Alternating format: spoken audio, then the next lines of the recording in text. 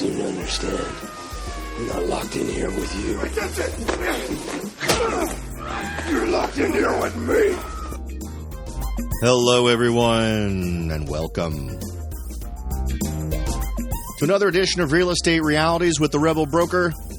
My name is Robert Whitelaw, and I am the Rebel Broker, licensed real estate broker in the state of California, and member of the National Association of Realtors. But please, don't hold that against me. Here we are once again. It's a fabulous Friday, one day after Thanksgiving. I hope that everyone really took the opportunity to reflect and be thankful for the things that are in your lives that are helping you move forward, and maybe even for some of the things that weren't so great, but that you learned a lesson from, or maybe some good came out of it. I think it's healthy to kind of see both sides of that, be able to acknowledge the bad and learn from it, but then also accept maybe some of the good that might have come from a bad experience. So I hope it was a great experience. I hope you had a great time spending some time with family. I know I had a very interesting time. I think everyone has an interesting family, right, to one degree or another. There's always someone who brings a little drama to the event. So hopefully that was all taken in good spirits yesterday for everyone. This may seem like a slightly early topic, but if anyone out there has got credit problems, either they don't have credit, they're just getting started really and need to start developing a good credit history, or if someone is trying to rebuild their credit, trying to reestablish themselves as a good risk in the lending world, now is the time to start thinking about it if you are considering purchasing a home in springtime of 2016, because it's going to take a while for these things that you're going to do to sort of trickle down and filter through the system and give you the credit rating that you're going to need in order to move forward with your real estate goals. Now, before we get going, let me remind everyone that our sponsor is Audible.com. They have over 180,000 different titles to choose from. And with this special offer, you can get one free month with one free title at www.audibletrial.com/rebel. It's a great way to get a great book, great audio book, and to help the show. So once again, head on over to www.audibletrial.com/rebel to take advantage of this offer. You can go with the book of the week that we have here for Real Estate Realities, which is Do-Over by John Acuff. If you're looking for a great book that's going to give you some good stories and some good info on sort of resetting your direction in life, moving more towards the things you love, this is a great book. So that's this week's Book of the Week, and we'll have a new one for next week, but feel free to take advantage of this amazing offer from Audible.com to get one free month and one free book. This could be your free book, so it'd be a great way to take advantage of it with no money out of your pocket. If you don't like the service, cancel it. No harm, no foul, didn't cost you a dime. Again, that's www.audibletrial.com/rebel to take advantage of the offer. Now, as I was saying, this is the time to start thinking about your credit if it is not totally up to snuff. And there's folks are at different stages of life. There's different things you may have to compensate for. But what we're going to be talking about today are specific steps you can take primarily to build credit. So if you're looking to either make that first purchase, or if you're someone who really hasn't paid much attention to your credit, you haven't really jumped through a lot of the hoops with any mind towards creating a better credit history for yourself, this will be some great steps that you can embrace for you to start to build that credit history that you're going to need. Now, let's start off with the overall arching idea of your credit score. Now, everyone hears about it. Not a lot of people know exactly what it is. It's basically a computer-generated formula, and it gives an overview of what your credit worthiness is. It's used for predicting how likely you are to repay your debts. Now, the most common formula is from the FICO folks, and that stands for Fair Isaac Corporation. They calculate your credit score using a few factors, and I thought it might be helpful to at least know what those are and see how they're weighted. Now, the first thing is your payment history. That accounts for 35% of your payment score, your credit score overall. And the question there you need to ask is, do you pay on time? Have you ever filed for bankruptcy, or have you ever had a foreclosure? And so this part is only 35% of your credit score. So, a lot of folks say that these bankruptcies and foreclosures can destroy your credit. Well, they can substantially affect it. But for the FICO score, it's only going to be part of 35% of your overall makeup. So there's plenty of other areas where you can hopefully make up for any deficiencies you might have because of a bankruptcy or a foreclosure. And if you're paying on time, at least a chunk of that 35% is going to work to your advantage. Next is the amount owed, and that's 30%. Now, how much do you owe to creditors and lenders? If you have a huge amount of debt, that is a bad thing. So that accounts for 30% of your total score. Your length of credit history counts for 15%. And that's an important one to understand, because for those of you just starting out, you might be concerned, well, I don't have years and years of credit history. Well, that only accounts for 15% of your FICO score. So if you've always been someone who's not wanted to have debt, not wanted to have credit cards, great. I think that's a fantastic mindset to have.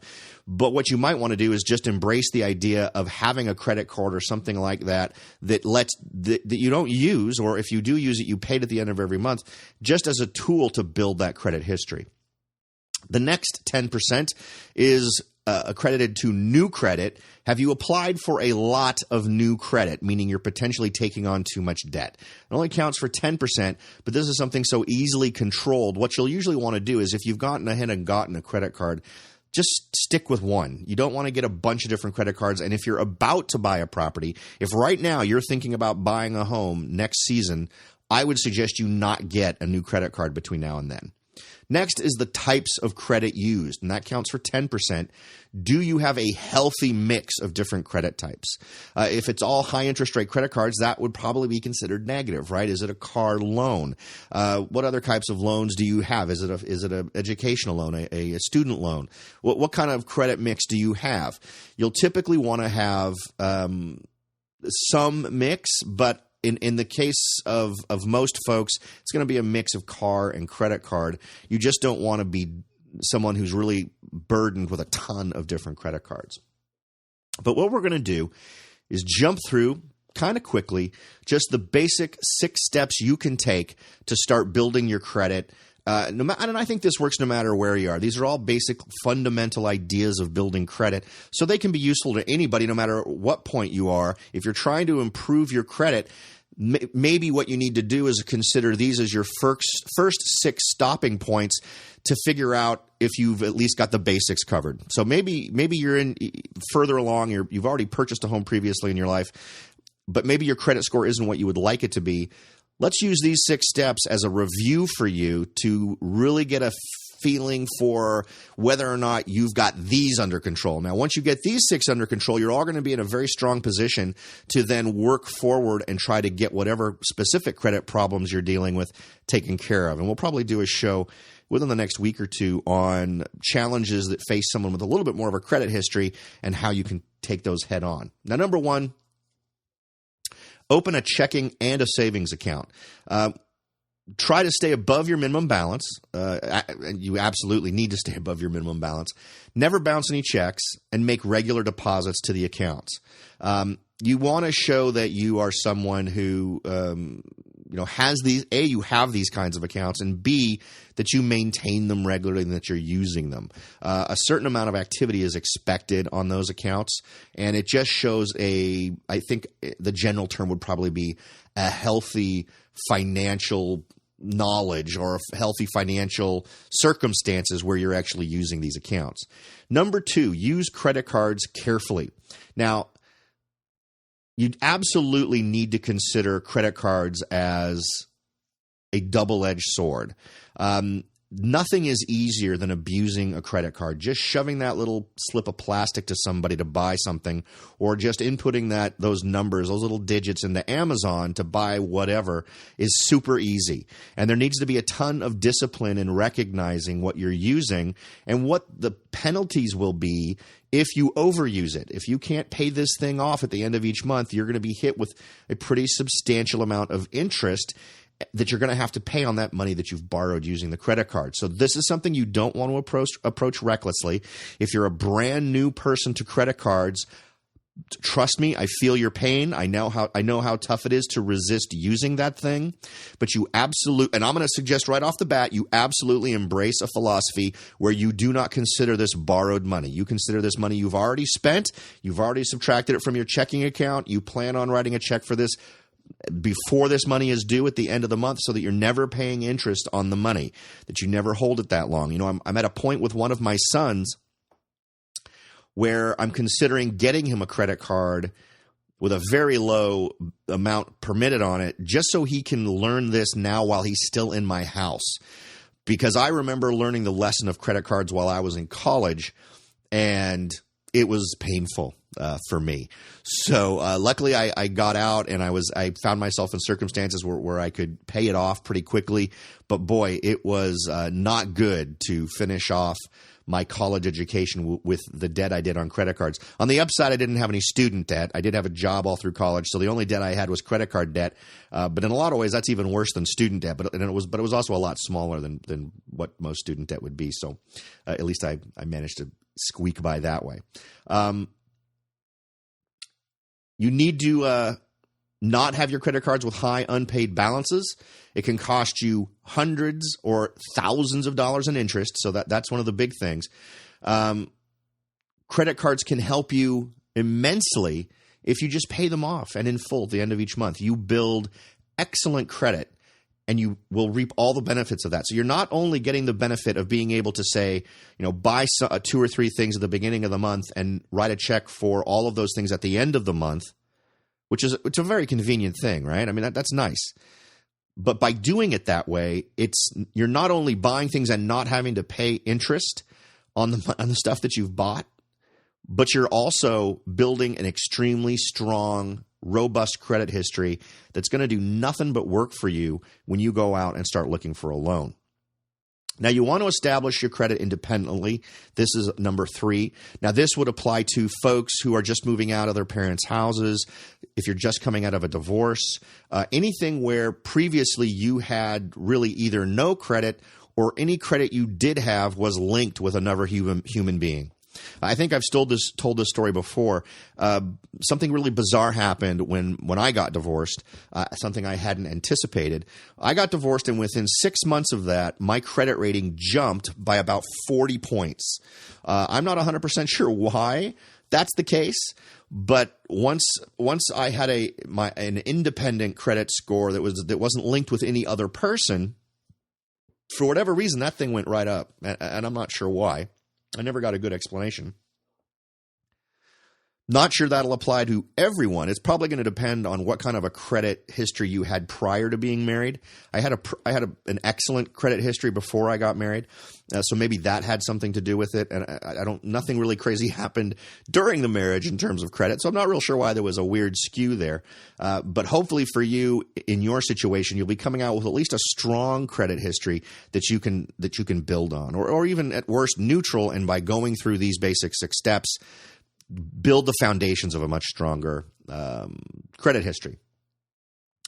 Now, even if you're in a married situation or in a committed situation, a lot of folks will also suggest getting a credit card that's in your own name. It needs to be absolutely an open thing. I'm not suggesting doing something outside of your relationship that you're not telling each other about, but with the specific goal of having strong credit for both of you. You should regularly discuss your household and personal expenditures to ensure that nobody has an excessive amount and of the charges can't be paid.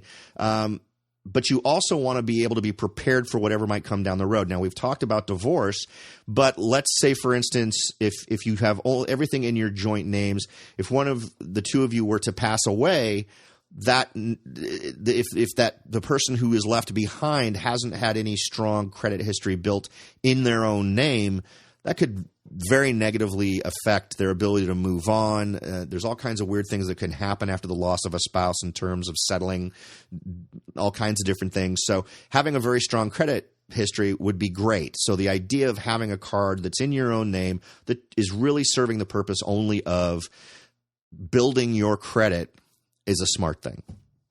4, honor your promise to pay. the bottom line is that when you get a credit card or you buy a car or any of these other things, you're basically signing documents that are a promise. You're saying, I'm going to make payments on this thing by a certain time of the month for a certain amount. That's credit cards, automobiles, student loans, utilities, medical bills, whatever. And if you're having trouble making your payments, don't just let the payments come and go. That is the act of a person who dishonors their promise to pay. That's not a good thing. So if it's going to happen, if you're not going to pay because you simply don't have the money, contact your lender or whoever your creditor is as soon as you know you're not going to be able to make the payment.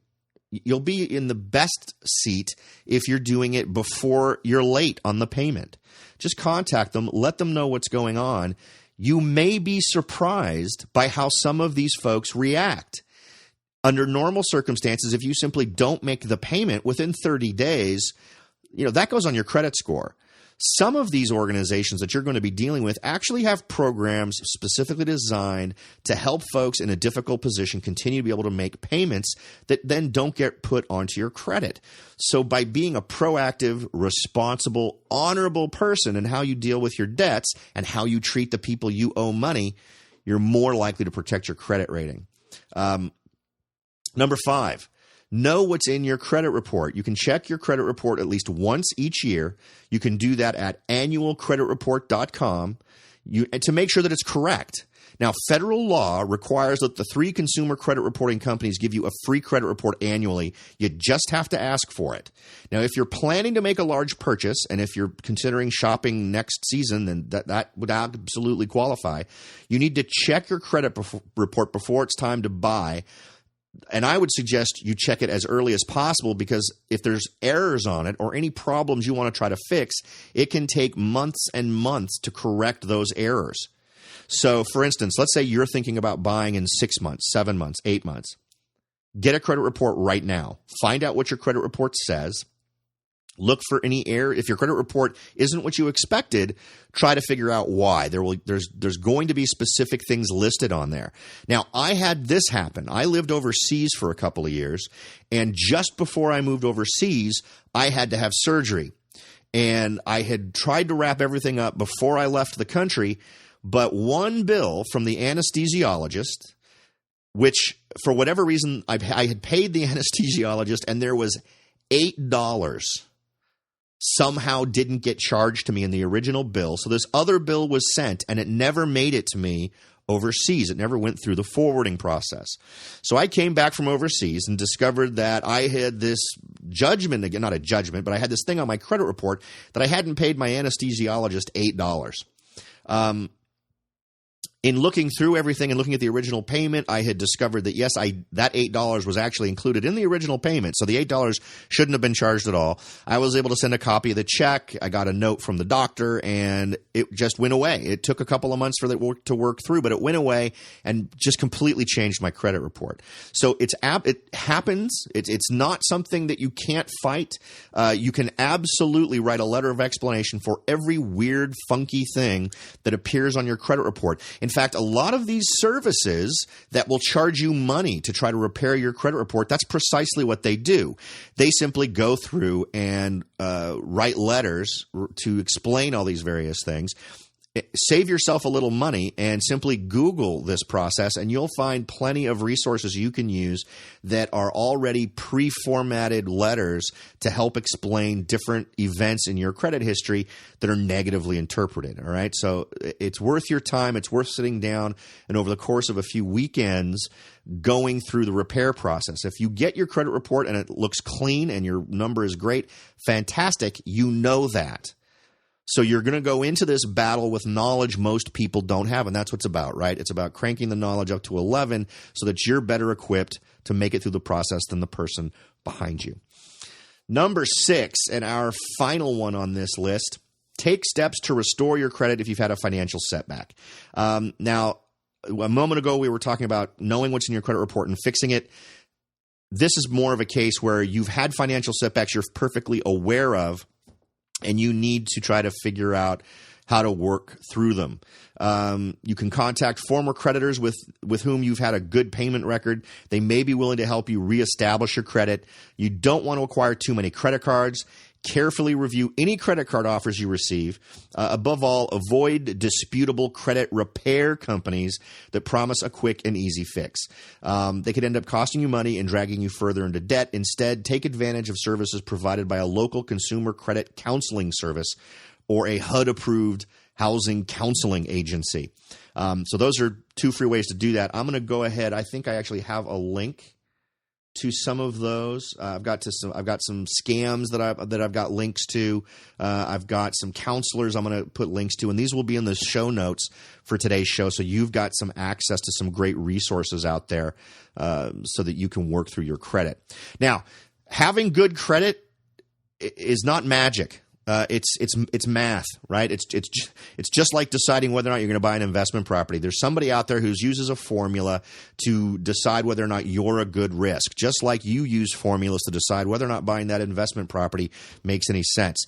So you can absolutely massage your credit history and your credit report so that you appear to be the best possible risk. And the real way is to simply live your financial life in a way that does make you a good risk.